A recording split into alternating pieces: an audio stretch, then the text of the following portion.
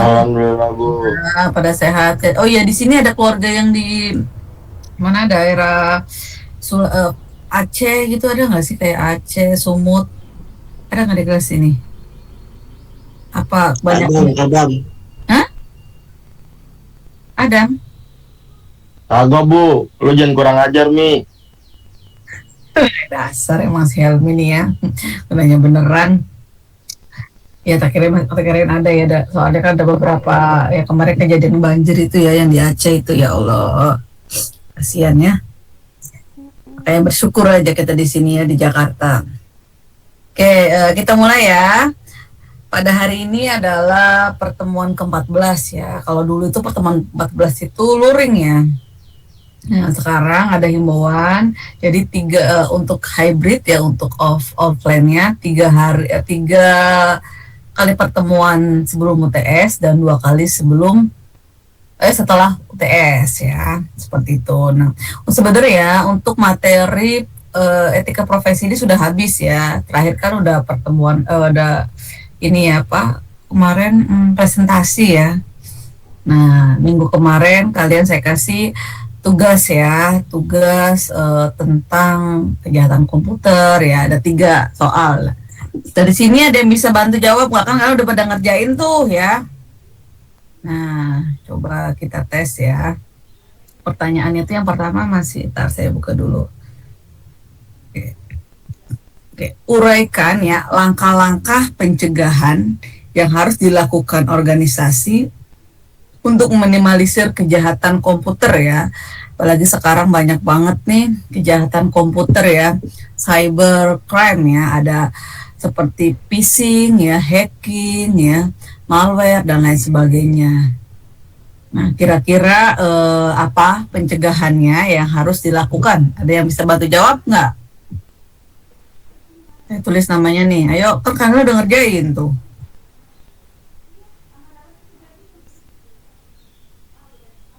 Apa sih langkah-langkah pencegahan untuk meminimalisir kejahatan komputer ya?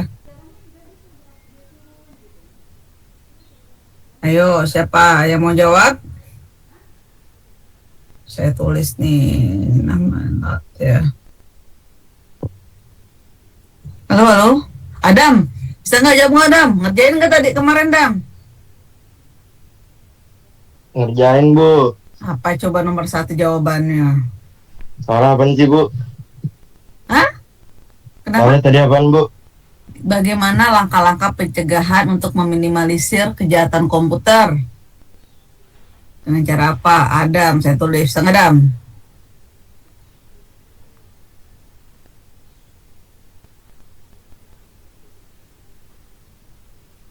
Bentar dulu Bu.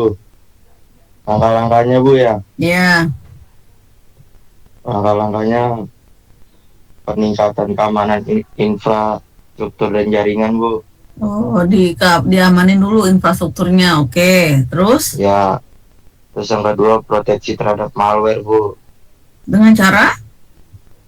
Dengan cara antivirus dan endpoint security Bu. Ya, pasang antivirus ya, oke. Ya, Terus pencegahan phishing Bu. dengan cara apa?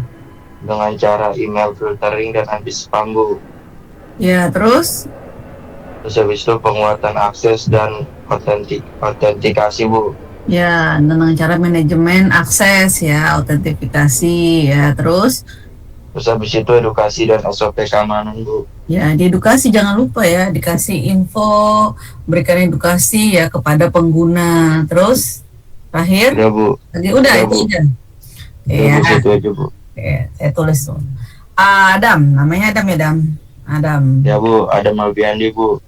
Oke, jadi benar ya apa yang dikatakan sama Adam ya, ada beberapa langkah untuk pencegahan dalam meminimalisir kejahatan komputer ya.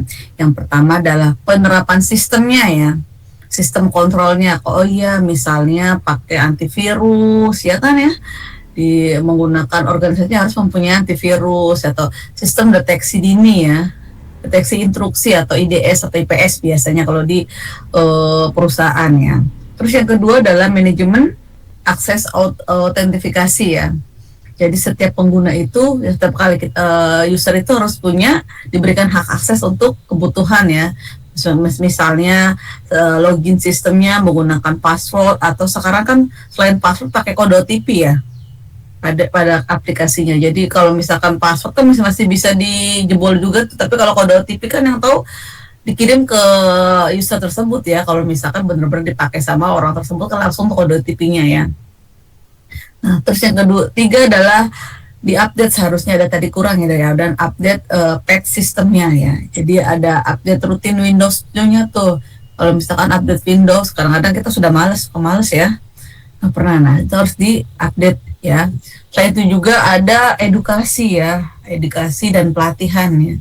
Jadi sistem yang baik itu ya ada simulasi, misalnya nih udah oke selama setahun ya, ada di edukasi, kira-kira selain edukasi ada apa, audit ya, diaudit nih. Kalau misalkan itu ditambahin, kalau ada kurangan ditambahin, minimal ada pelatihan ya, ada pelatihan atau simulasi. Kalau misalkan phishing itu gimana nih, kalau misalkan ada di suatu perusahaan ya, di karyawannya kayak gimana nih. Terus ada pelatihan keamanan cybernya setiap tahunan seperti itu. Dan yang terakhir adalah jangan lupa di backup secara berkala ya, mau di harian, mau kalau misalkan kayak di bank itu kan harus di backup terus ya, ada backup otomatisnya ke cloud-nya ya, ke server cadangannya. Jadi kalau ada beberapa kayak sistem perusahaan yang besar itu ya harus punya server cadangannya ya. Takutnya kalau misalnya ada kenapa-kenapa ya, misalnya ada kebanjiran atau ada kebakaran atau apa, kalau servernya cuma satu ya habis ya. Nah, makanya biasanya tuh sistem yang besar itu punya server cadangan. Biasanya kalau di Indonesia itu adanya di Batam yang bagus tuh ya, Batam, sama yang di Cikarang tuh apa namanya ya, itu yang punya Bill Gates-nya orang Indonesia, ada di Cikarang tuh namanya PET, buat penempatan server gitu. Nah, jadi jangan lupa tadi ada penerapan sistem manajemen autentifikasi ya, diupdate sistemnya ya, PET-nya ya, di edukasi, dan terakhir di backup sistemnya secara berkala. Udah jelas? Jelas ya? Jelas Bu, jelas. Yang kedua, apa ya pertanyaan kedua itu? Tahapan ya. Halo, istri saya bilang. Tahapan utama dalam proses IT forensik. Nah, ada berapa tahapan tuh pada IT forensik ya? Kalau nggak salah ada 5 pada 6 gitu ya. Ada identifikasi ya, ada pengumpulan bukti, ada pengamanan bukti, ada analisis, baru di reporting atau dipresentasikan. Nah, dari kelima ini kira-kira mana yang paling krusial menurut kalian? Ayo, ada yang bisa bantu jawab? Gue mau jawab. Saya mau jawab, Bu. Siapa ini? Semangat sekali Anda. Diam. Oh iya, diam. Siapa namanya? Kopi, Bu. Rofi. Oh iya, Rofi. Apa Rob? Oh, menurut saya tahapan yang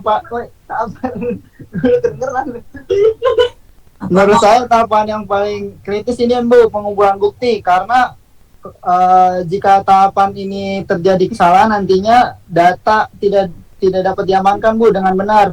Maka buktinya bisa rusak dan data tidak valid, atau bahkan tidak bisa digunakan di pengadilan, Bu. Ya, benar ya.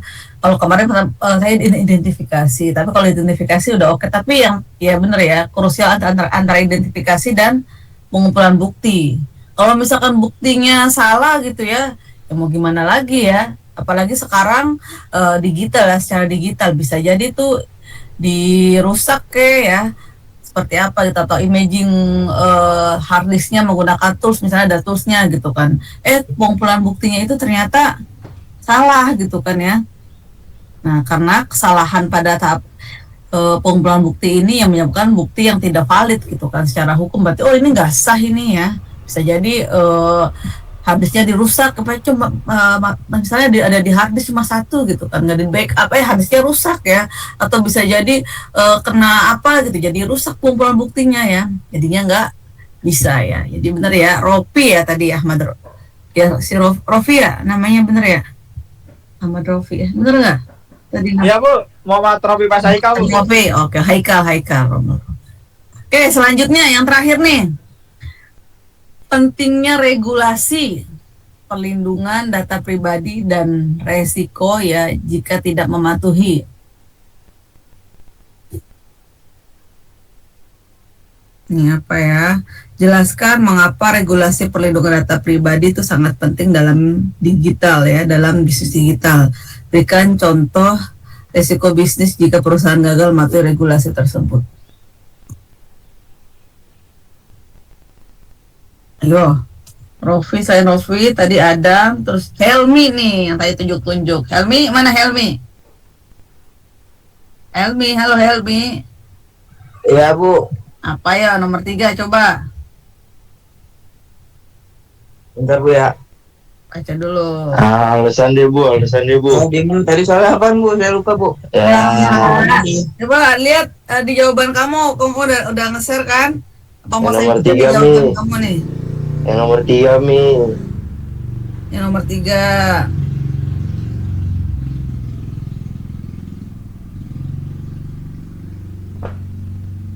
Helmi, oke. Gimana Mi? Ya tidur deh Bu.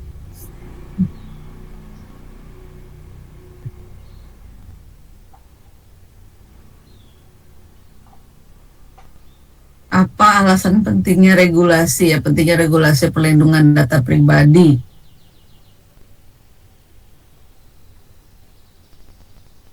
Lama.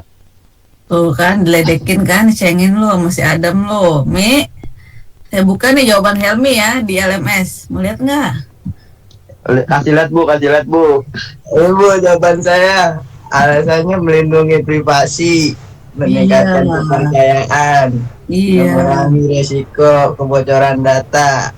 Mm-mm. Terus? Contohnya denda besar, kehilangan reputasi, kehilangan pelanggan Bu. Waduh, luar biasa ya. Jadi yang pertama melindungi privasi, terus meningkatkan kepercayaan tadi ya. Terus apa lagi? Mengurangi resiko kebocoran data. Kebocoran data, apalagi? Udah Bu. Udah itu aja ya. Jadi kenapa sih pentingnya ada regulasi? Regulasi apa sih Bu? Aturan regulasi itu ya. Kayak aturan ya dalam penggunaan. Sebenarnya aturan tuh regulasi bukan berarti dalam bidang IT aja ya. Regulasi dalam bentuk itu juga banyak ya, dalam bentuk umum juga banyak ya. Nah, alasannya apa? Melindungi hak privasi pengguna ya, meningkatkan kepercayaan ya, menghindari penyalahgunaan data dan menjamin kepatuhan hukumnya ya. Contohnya regulasi kalau di bidang IT ya, Undang-Undang Perlindungan Data Pribadi, Undang-Undang PDP di Indonesia ya. Itu ada undang-undangnya gitu. Terus kalau misalkan secara bisnisnya ya, risiko bisnisnya jika tidak mematuhi regulasi, jelas yang adanya sanksi hukum atau denda besar ya.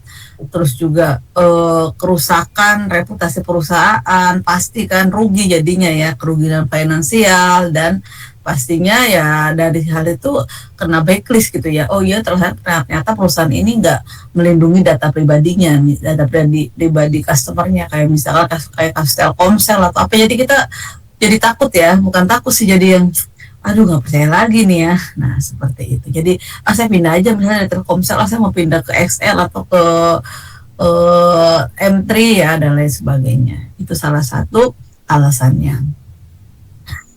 Oke, untuk itu selain ini apalagi ya? Ada mungkin yang tanyakan selama 14 kali pertemuan ini?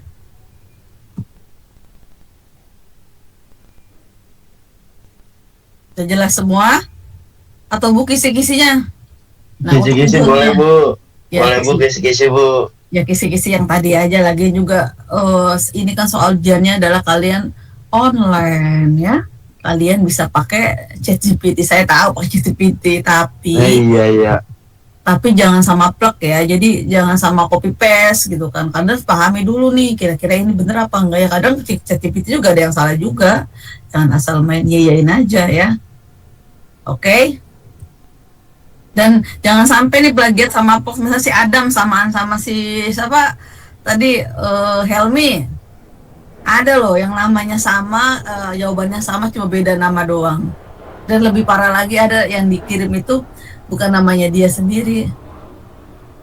Yang kayak begitu. Siapa, Bu? Ya ada. Siapa, Bu? Kelas Ada. kita, Bu. Enggak di kelas ini enggak ada. Anak ini mah baik. Alhamdulillah. Ya Mantap, udah, Bu. kita absen terlebih dahulu ya. Ahmad Baihaqi. Baihaqi. Mana ya Baihaqi? Pulang kampung kayak ya. Ahmad Baihaqi Ini, enggak? Bu. Nah, dapat coklatnya enggak? Kebagian enggak masih Rofi kemarin? Ya, enggak, Bu. Ya, Rofi itu kasihan Rofi nggak dapat coklat katanya. Nanti kalau ketemu ya. Oke, Rakan mana Rakan? Hadir, Bu. Rizal, Hadir, Bu. Ahmad Hadir, Bu. Iqbal. Hadir, Bu. Ini kan lagi di kampus ya? Di kosan Rijal, Bu. Lagi di ini Bu, di masjidnya Bu. Oh, tak kirain lagi di kampus kan bukannya udah pada libur ya? Maksudnya, emang ada yang masih offline minggu ini? Ada, Bu. RPL. Iya, kalau RPL mah ya semangat. Terus Nur S Rawiyah. Nur hadir, Bu. Mohidin nggak hadir. Mohidin nggak ada ya. Alfizi Alfizi hadir, Bu. Bu, maaf, Mohidin hadir. Ada dulu, Bu. Mohidin. mana Mohidin? Ada, Bu. Ada namanya deh, Bu. Ya orang yang disebut gak ada. Iya, Bu. Iya. Alfizi. Alfizi hadir, Bu. Adam. Hadir, Bu. Junita. Junita hadir, Bu. Marsyanda. Marsanda hadir, Bu. Aini. Aini hadir, Bu. No, Muhammad Rafiq. no, Rafiq hadir Bu. Stephen. you always meow meow. Stephen. Muhammad Faiz. Faiz hadir, Bu. Dava. Hadir, Bu. Raka Alif. Alif hadir, Bu. Larissa. Risa hadir, Bu. Putri. Hadir, Bu. Nadifa. Nadifa hadir, Bu. Ardi. Hadir, Bu. Cahya. Cahya hadir, Bu. Hanida.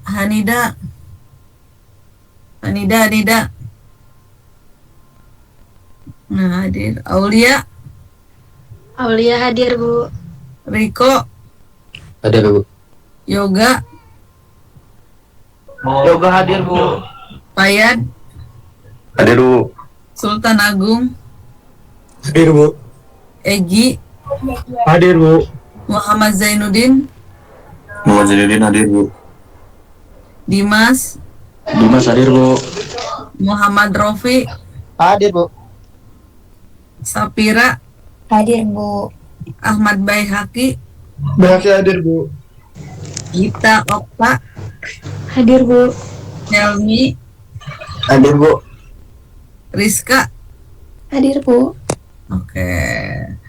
Ada yang belum di absen tadi mana tuh yang Muhyiddin mana? Iya, Bu. Ada. Nah, kan. Tidur kali Muhyiddin. Nih Stefan ada nggak Stefan? Hadir, Bu. Nah, kan Stefan. Mana lagi nih? Hanida. Oke, berarti 2 anak ya yang nggak hadir. Oke, untuk dokumentasi saya minta kalian on cam ya. Ini kan pertemuan terakhir nih. On cam dulu, cepet. Mana Adam? Saya, Bu. Helmi mana Helmi? Kamu kayak belum mandi deh, Bu.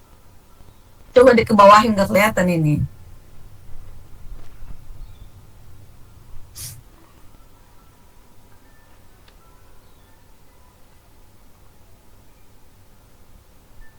Dah, siapa lagi nih? Nadine Cahya.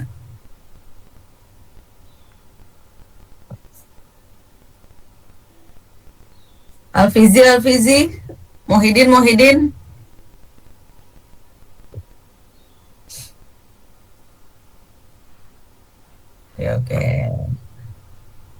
kita mulai ya. 1, 2, 3. Oke. Lagi. Sekali lagi. Gaya bebas, terserah. Dulu ya. Aduh, dulu mana ini? Malah nggak bisa. Oke, sekali lagi ya. Yuk. Kok nggak ada? Udah nggak ada. Oke, 1, 2, 3. Oke, sip.